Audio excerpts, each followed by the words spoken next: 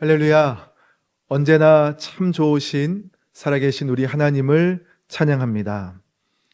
어느 날 공동체 모임을 하면서 서로 받은 하나님의 은혜를 나누게 되었습니다. 그 시간 어떤 분은 최근에 하나님께 받은 은혜를 나누게 되셨고, 또 어떤 분은 기억 속에 남아있는 오래전 하나님의 은혜를 나누기도 하셨습니다. 그렇게 한두 분의 나눔이 있은 후에 그 공동체 안에 잠시 침묵이 찾아왔습니다. 그러자 그중 어느 한 분이 활짝 웃으면서 모든 것이 하나님의 은혜입니다 라고 그렇게 고백을 하셨습니다. 그러자 다른 분들도 아멘, 아멘, 네, 맞습니다 이렇게 화답을 하게 되었습니다. 모두가 공감했던 그 한마디죠. 모든 것이 하나님의 은혜입니다. 그날의 모임 가운데 있었던 이 한마디는 두 가지의 영향을 주었다라고 생각이 되었습니다. 하나는 잠시 동안 찾아왔던 그 공동체의 침묵을 깨주는 그러한 영향을 끼쳤고, 다른 하나는 자연스럽게 그 나눔의 시간을 마무리하는 쪽으로 분위기가 흘러가게 하는 그러한 영향을 끼치기도 했습니다. 우리는 서로 받은 하나님의 은혜 그리고 그 감사를 나누게 될 때면 말이 없이 조용히 있게 되는 그러한 상황, 또 그러한 순간을 경험할 때가 있습니다. 왜 그럴까요? 누군가는 나눔이라고 하는 것이 어색해서 그래서 무언가를 말하지 못하는 분이 계실 수도 있고, 또 어떤 분은 뭔가 바로 기억이 나지 않아서 그래서 침묵하고 계실 수도 있고요. 또 어떤 분은 특별한 것을 나눠야 할 것만 같은 그러한 부담감 때문에 그래서 고민하는 중에 다른 나눔을 하지 못하게 되는 그러한 경우도 있지 않은가. 이러한 여러 이유들을 생각해 보게 됩니다. 그리고 이러한 생각을 갖던 중에 저는 우연히 짧은 시 한 편을 읽게 되면서 우연히 읽게 된 그 시를 통해서 우리 속에 찾아오는 그 나눔 속 침묵의 또 하나 핵심 원인이 이것이 아닌가라는 것을 깨닫게 되었습니다. 봄, 교실에서라고 하는 시였는데요. 내용이 이러합니다. 얘들아, 저 봄 좀 봐라. 창문을 열었지요. 그런데 아이들은 힐끔 보곤 끝입니다. 지들이 그냥 봄인데 보일 리가 있나요? 라고 하는 시의 내용이었습니다. 짧은 시를 여러 번 되뇌어 또 생각하는 가운데 저는 이렇게 글을 좀 써보게 됐습니다. 하나님으로부터 창조가 되어서 지금 이 땅에 숨을 쉬며 살고 있는 나라는 존재, 하나님으로부터 계획된 나의 생명과 인생, 이 모든 것이 그냥 하나님의 은혜인데, 그래서 하나님의 은혜가 잘 보이지 않는 걸까? 잘 발견되지 않는 걸까? 모든 것이 하나님의 은혜이기에 모든 것 속에서 또다시 하나님의 은혜를 찾아 나눈다는 것이 그래서 고민이 되고 또 어느 순간 어색한 건 아닐까라는 그러한 생각들을 좀 하며 글을 써보게 되었습니다. 그리고 그러한 생각을 하던 그 주중에 거리에 떨어져 있는 낙엽을 보면서 저의 이 생각은 낙엽과 다시금 연결이 되었습니다. 무심코 가을이 되면 보아왔던 이 낙엽 하나하나가 하나님의 은혜 그 자체로 보여지게 되었기 때문입니다. 노랗고 붉게 그 색이 변하기까지 이 낙엽은 하나님의 은혜, 곧 하나님께서 주신 햇볕과 비와 바람과 시간을 이 낙엽 한 장 한 장은 고스란히 다 담고 있다라고 보였기 때문입니다. 따라서 이렇듯 형형색색으로 물든 낙엽은 그 자체가 하나님의 은혜이기 때문에 어쩌면 우리는 낙엽을 보면서도 하나님의 은혜를 쉽사리 떠올리지 못한 것은 아니었을까, 그렇게 생각이 되었습니다. 하나님이 창조하신 우리 몸은 어떠할까요? 신앙 있는 어느 의사분이 쓰신 책, 바디 바이블이라고 하는 책의 내용에 이러한 글이 있습니다. 잠을 잘 때 우리는 사실상 하나님 앞에 나의 생명을 맡기는 시간을 갖게 됩니다. 그리고 그 시간을 통해서 하나님은 나의 뇌와 장기가 휴식을 취하게 하고 우리의 생명 활동에 필요한 호르몬들이 분비되게 합니다. 그리고 몸속 세포들이 왕성하게 일어나서 다음 날을 맞이하기 위한 생명력이 회복되게 하십니다. 이것은 분명 하나님의 은혜입니다. 그래서 우리는 감사할 수밖에 없죠. 그러면서 글은 이렇게 이어집니다. 근육은 우리 몸 전체의 45%를 차지하는 무게를 가지고 있습니다. 이 근육은 뼈와 뼈를 떨어지지 않게 잡아주는 역할을 합니다. 자세를 바로 잡아주고 에너지를 태우는 난로 역할을 근육은 합니다. 몸의 탄력을 만들어내고 음식을 소화하고 영양소를 흡수하고 노폐물을 배출하는 일을 도와서 우리의 건강을 유지하게 합니다. 이러한 근육의 특징은 쓰면 쓸수록 강해지고 쓰지 않으면 약해지고 없어집니다. 따라서 하나님께서는 640여 개 이상으로 되어 있는 우리 몸의 근육을 골고루 쓸 수 있도록 우리의 몸을 균형 있게 창조하셨습니다. 균형 있게 창조하셨습니다. 하나님의 은혜를 저는 이 근육에 관하여 쓰여진 글을 보며 다시 한번 생각하며 감사하게 되었습니다.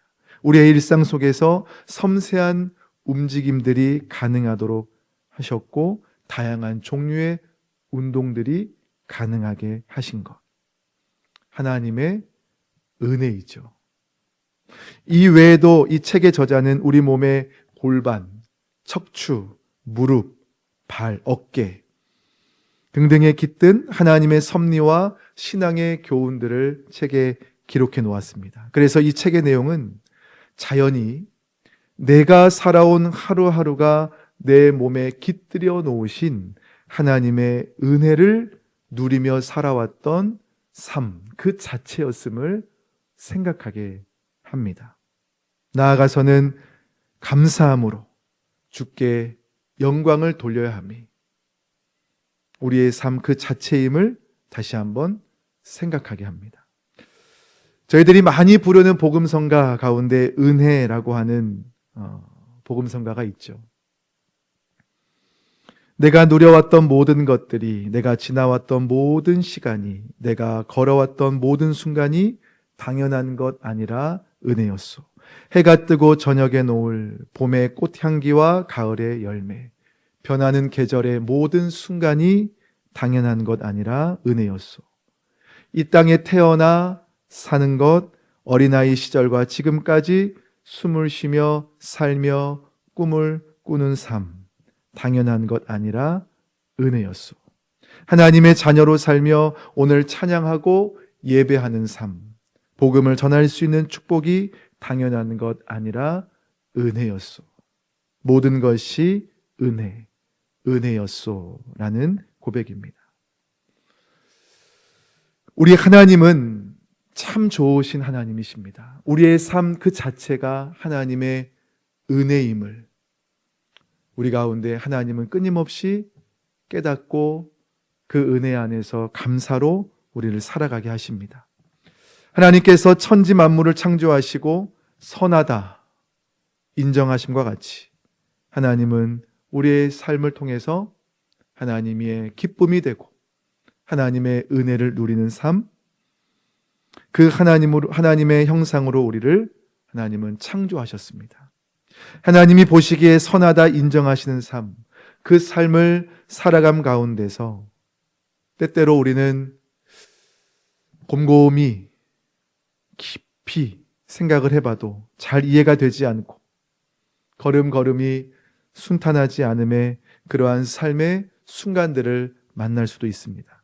그러나 그럼에도 언제나 선하신 하나님을 믿는 믿음, 이 믿음이 오늘 예배하는 우리 모든 성도님들 안에 충만하시기를 주님의 이름으로 간절히 축복합니다. 언제나 선하신 하나님을 믿는 이 믿음은 우리로 하여금, 나로 하여금 궁핍할 때나 풍부할 때나, 무명할 때나 유명할 때나, 비천할 때나 고귀할 때나, 건강할 때나 아플 때나, 평탄할 때나, 때로 흔들릴 때나, 모든 상황 속에서 결국, 그리고 그 과정 가운데 하나님을 자칫 우리가 원망하고 하나님께 불평하며 온전히 순종하지 못함을 인하여 나의 연약함이 드러났음에도 긍휼과 용서를 베풀어 주시는 하나님의 인자하심을 우리로 더욱 깨닫게 하고 보다 성숙한 믿음 안에서 하나님의 은혜를 누리며 살아가게 하는 것, 그것이 바로 언제나 선하신 하나님을 믿는 믿음의 능력이기도 합니다. 추수감사주일을 준비하면서 지나온 삶과 사역 가운데 또 우리의 걸음 가운데 베풀어 주신 열매를 기억하며 감사하는 마음을 갖게 되었습니다. 그래서 그러한 것들을 조금 더 구체적으로 이렇게 기록해 보려던 중에 그것보다 먼저 열매를 맺기까지의 과정 속에 있었던 하나님의 은혜를 생각하며 하나님께 감사하게 되었습니다. 그러면서 그때 하나님께서 호렙산에 있게 된 엘리야의 모습을 생각하게 해 주셨습니다. 바알의 선지자들과 영적 전쟁에서 크게 승리한 이후에 뚜렷한 변화를 기대했었던 엘리야. 그러나 그의 기대와 달리 엘리야는 이세벨로부터 목숨이 위태로워지는 상황에 처하게 되었었습니다.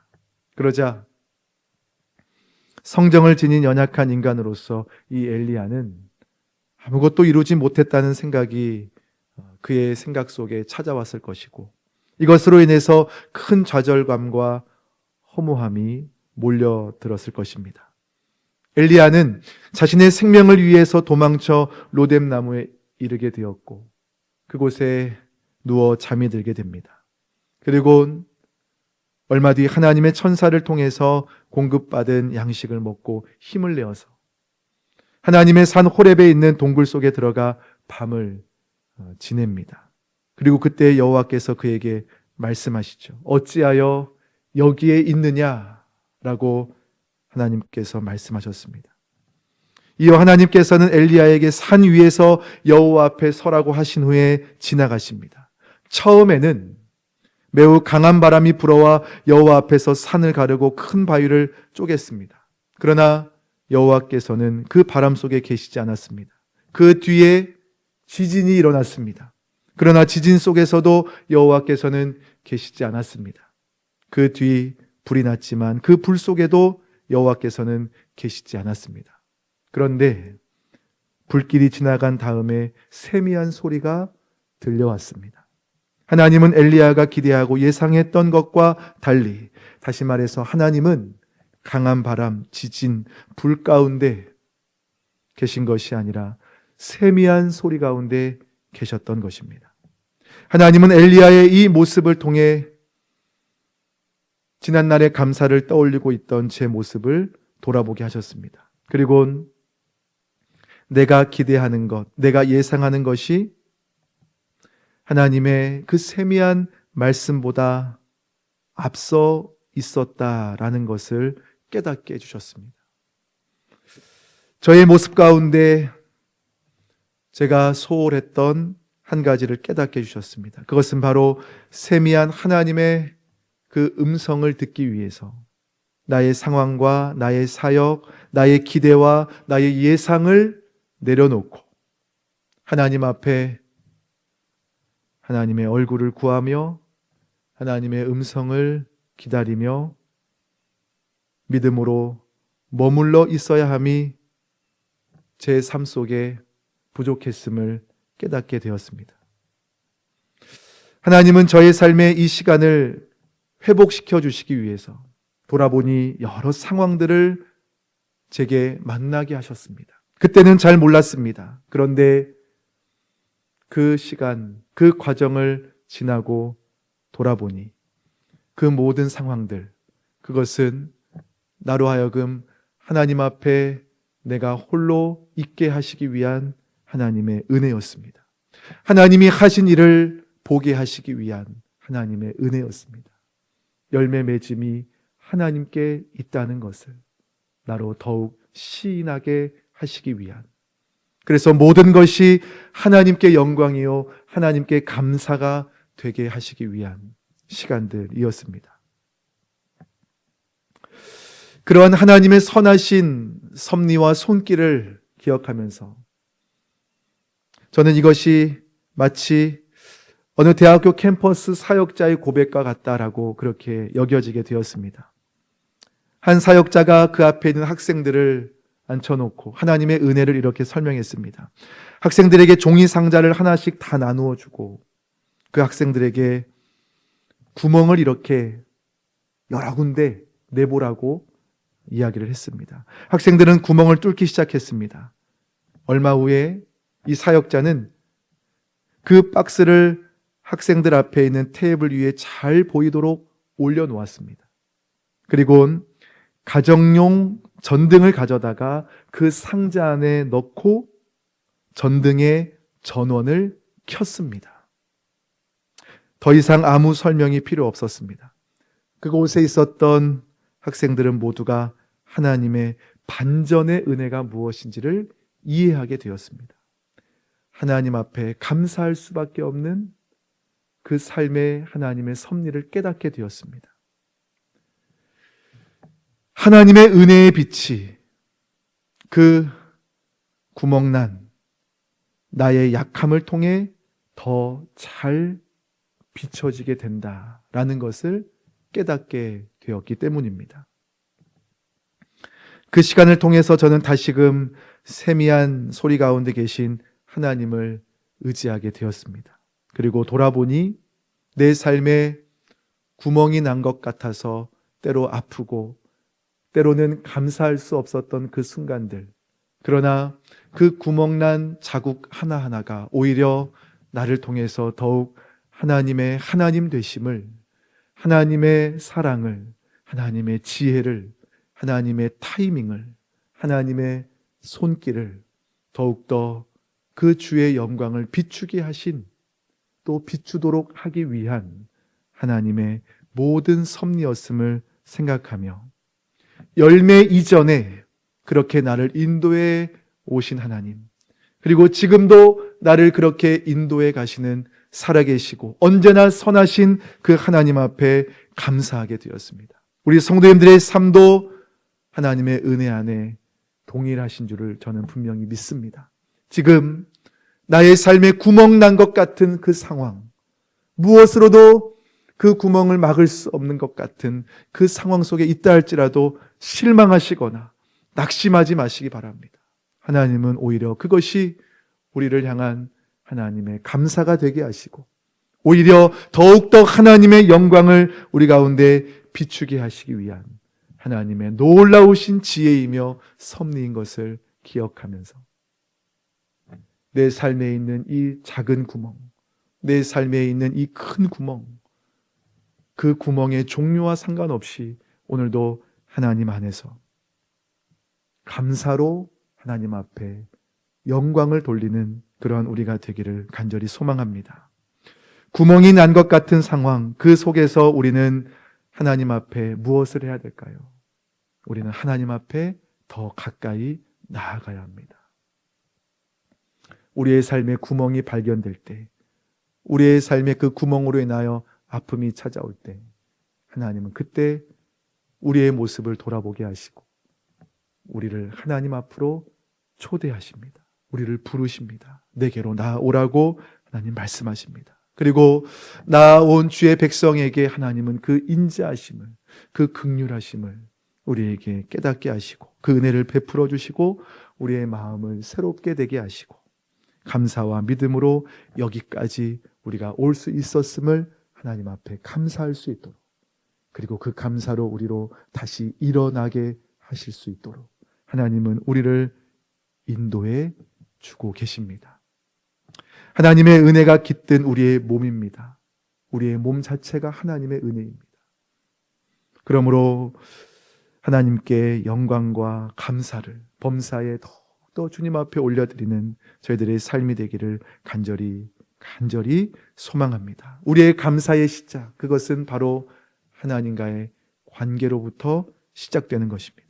모든 것 가운데 하나님이 내 삶의 주인 되심을 인정하는 삶, 나의 살아가는 모든 순간 가운데 하나님의 손길이 미치지 않는 곳이 한순간도 없다는 것을 인정하는 삶, 그리고 무엇보다도 나를 하나님의 자녀 삼아 주셔서 하나님 나의 아버지가 되셔서 언제나 내게 귀를 기울이시고 내게 시선을 향하시고 나를 지키시고 보호하시고 나의 삶에 하나님께서 필요한 것을 채워주시고 공급해 주시고, 무엇보다도 세상에 살며 세상에 눌려 살아가는 삶이 아니라 그럼에도 불구하고 세상에서 믿음으로 살아갈 수 있도록 우리를 붙들어 주시는 하나님의 그 은혜, 그 은혜를 인하여 다시 한번 하나님 앞에 감사를 올려드리는 저희가 되기를 간절히 소망합니다. 그러면서 나의 영원하신 하나님, 언제나 선하시고 언제나 좋으신 나의 하나님, 열매가 있음에 감사합니다. 그러나 열매가 없어도 감사합니다. 열매를 맺어가시는 과정 속에 또한 내가 있음에 감사합니다. 내가 믿음으로 주를 바라보며 내가 믿음으로 주님을 섬기며 주께 순종의 삶을 살아갈 때 하나님의 일은 이미 시작되었고 하나님은 하나님의 때에 열매를 맺으심을 믿고 감사로 나아가는 저희가 되기를 소망합니다. 더 나아가서 하나님의 그 살아계심의 역사로 인한 하나님의 은혜의 열매들이 우리 모든 성도님들의 삶에 날로 더욱 풍성하여지는 귀하고 복된 우리 성도님들의 삶이 되시기를 주님의 이름으로 축복합니다.